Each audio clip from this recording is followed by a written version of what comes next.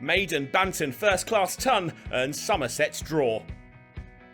Matt Renshaw hit 146 runs on day 3 at the Cloud County ground in a strong Somerset response to Essex's first innings total of 505 declared.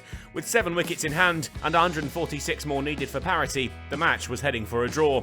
Tom Banton emerged alongside James Rew. Lewis Goldsworthy replaced overnight as a concussion precaution, and he was a more than able replacement. The approach typically attacking from Banton as Somerset sped past 400 with ease and to a 50-run partnership from 95 balls. With a single, Banton moved to 50 from 66 deliveries, and parity was now less than 100 away. Lawrence was on the end of some punishment by Banton. 3 sixes in 1 over saw Somerset quickly go to 450. Rew at the other end had been much more circumspect, and with a single off Critchley, he moved to 50 off 133 balls. When they headed in for lunch, Somerset were now only 25 behind, and Banton was 7 away from a ton. He romped to the century, up to the mark with a single off Critchley, a pump of the fist almost as soon as he made contact. 3 figures chalked up for the talented 23-year-old for the first time in first-class cricket. He followed it up by sweeping Critchley for 4 to move Somerset to 500 runs.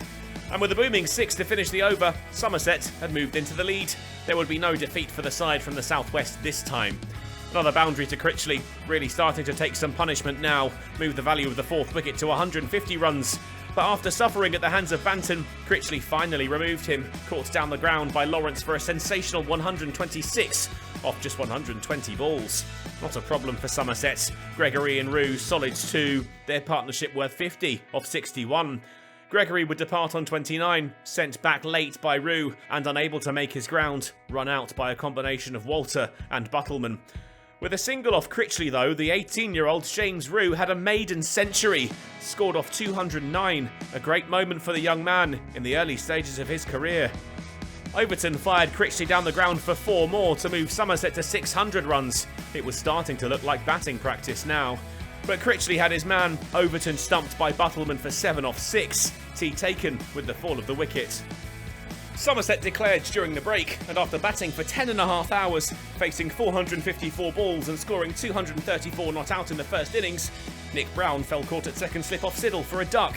With Tom Banton brought on to bowl, the game was essentially dead, and after twirling away for a maiden, the two sides shook hands and finally agreed on the long-expected draw. Not the result Essex had been looking for. A couple of weeks that had started with them insisting they were part of the conversation for the title had ended with them losing ground to their championship rivals. The deficit is now a hefty one, and it'll take something remarkable for them to finish the season on the top of the pile when the LV County Championship returns in a month's time.